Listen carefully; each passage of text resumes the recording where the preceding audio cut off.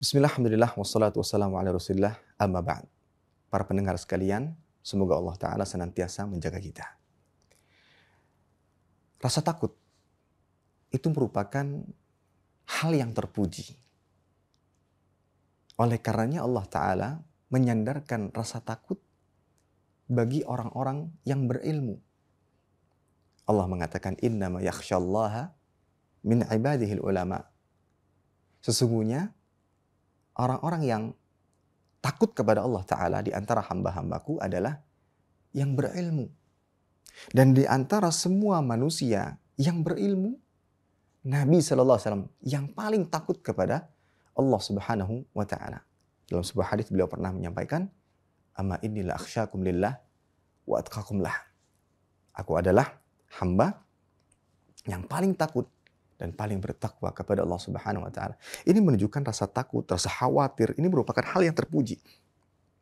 Ketika kita tujukan ini hanya kepada Allah Subhanahu wa Ta'ala, hati yang senantiasa diliputi dengan rasa takut, rasa khawatir akan keselamatannya dunia dan akhirat. Ini hal-hal yang terpuji.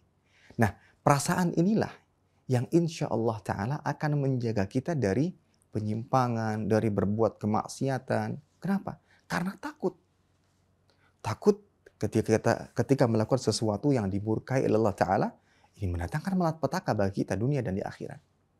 Nah, perasaan inilah yang senantiasa dimiliki oleh para sahabat dan orang-orang yang Allah Ta'ala muliakan.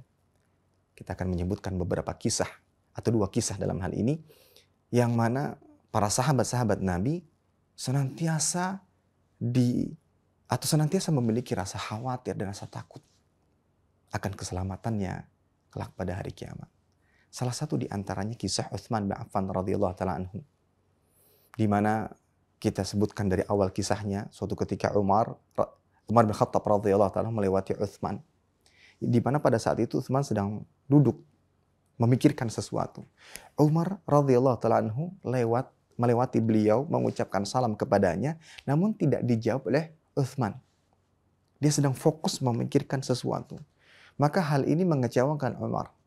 Kemudian datang kepada Abu Bakar mengisahkan apa yang beliau temui, dan kemudian Abu Bakar dan Umar datang kembali kepada Utsman, mengucapkan salam kepadanya, dan kemudian pada saat itu Abu Bakar mengatakan, "Datang kepadaku saudaramu dan mengabarkan bahwa dia melewatimu dan mengucapkan salam kepadamu dan engkau tidak menjawab salamnya. Famalladzi hamalaka ala dzalik?" Apa yang membuatmu berbuat demikian? Apa kata Utsman? "Demi Allah, ma sya'artu annaka mararta bi wala salamta." Demi Allah, aku tidak mengetahui bahwa engkau melewatiku dan mengucapkan salam kepadaku. Kemudian Abu Bakar mengatakan, "Shadaqa Utsman." Utsman telah berkata jujur. Salah seorang sahabat mulia, Utsman, meninggalkan salah satu kewajiban, yaitu menjawab salam. Kita tahu menjawab salam hukumnya wajib. Meninggalkan salah satu kewajiban disebabkan karena sedang memikirkan sesuatu yang sangat penting menurutnya.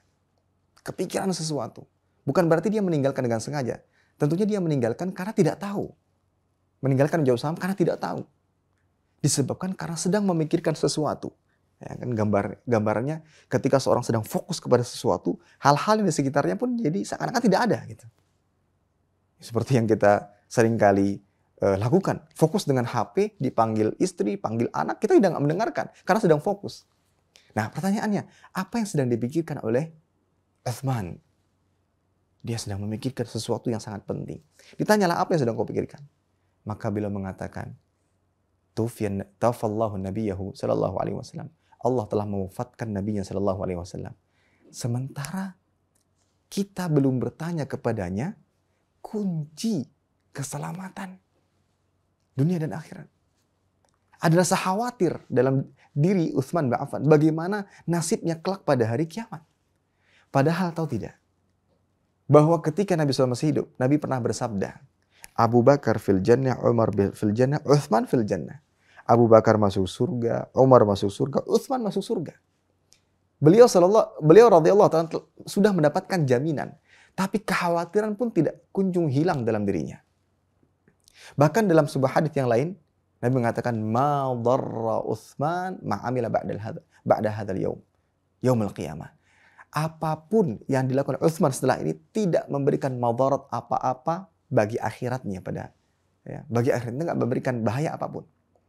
Sudah mendapatkan jaminan. Ternyata jaminan itu tidak menghilangkan kekhawatiran yang senantiasa berkecamuk dalam dirinya. Ini menunjukkan apa? Kekhawatiran ini memang dimiliki atau merupakan sifat orang-orang yang beriman. Khawatir akan keselamatan. Tidak terbuai dengan rasa aman, dengan jaminan-jaminan yang diberikan.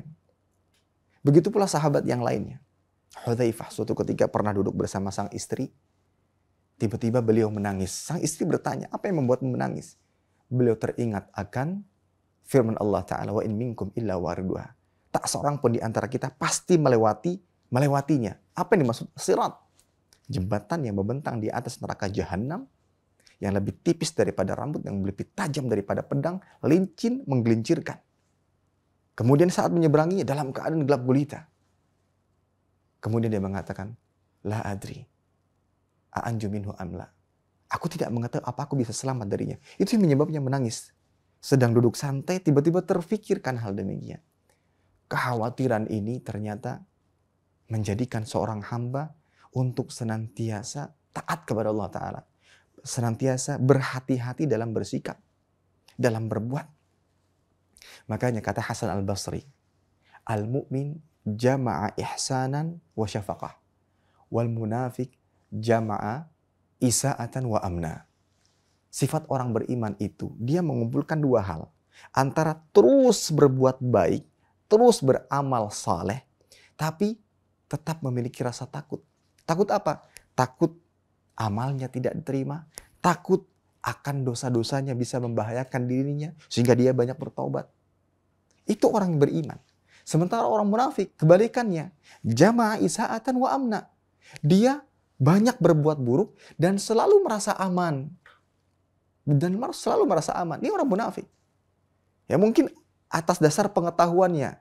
Dia tahu, mungkin dia pernah ikut sebuah kajian atau membaca sesuatu. Oh, dia tahu Allah Maha Pengampun. Nanti gampang saja, nanti di ujung-ujung kehidupan tinggal minta ampun, selesai.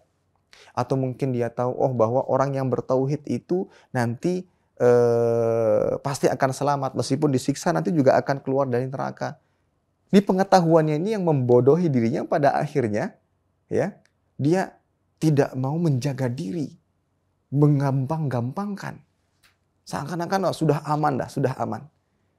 Ini sifat orang munafik. Sifat orang munafik. Padahal tidak ada jaminan bagi seorang hamba yang masih hidup di muka bumi ini, jaminan kemudian selamat sampai dia meninggal dunia tanpa dia menjaga dirinya. Selagi kita masih hidup, kita masih perlu berjuang. Yang saat ini, alhamdulillah Allah Ta'ala berikan karunia petunjuk. Sholat 5 waktu di masjid, terus kajian ilmu. Jangan pernah merasa aman. Terus jaga keimanan dan keistiqomahan. Dengan apa? Berusaha, berdoa. Salah satu bentuk usaha, dekati orang-orang soleh. Berkumpul dengan orang soleh. Minta nasihat, menimba. Ini usaha kita. Jangan pernah merasa aman. Jangan tertipu sebagaimana orang-orang munafik dengan pengetahuannya. Akhirnya membuat dia tertipu, merasa aman. Wah gampang, ini gampang, itu gampang. Nanti tinggal minta ampun. Kalau sempat. Kan ada tauhid. Kalau dia mati dalam keadaan bertauhid, bisa saja dengan dia senantiasa menggampang-gampangkan, waliyadzubillah, mati dalam keadaan musyrik. Nah, inilah buah manis yang didapatkan dengan adanya rasa takut. Dan rasa takut ini timbul dengan apa? Dengan ilmu agama. Makanya semakin tinggi ilmu seorang hamba, semakin kenal ia dengan Allah Ta'ala, semakin besar pula rasa takutnya.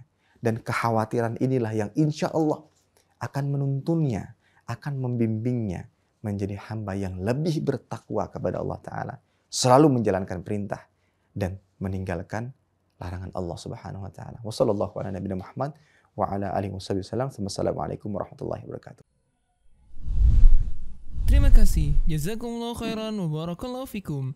Video ini dibuat atas partisipasi dari donasi Anda. Semoga menjadi amal jariah bagi Anda semuanya.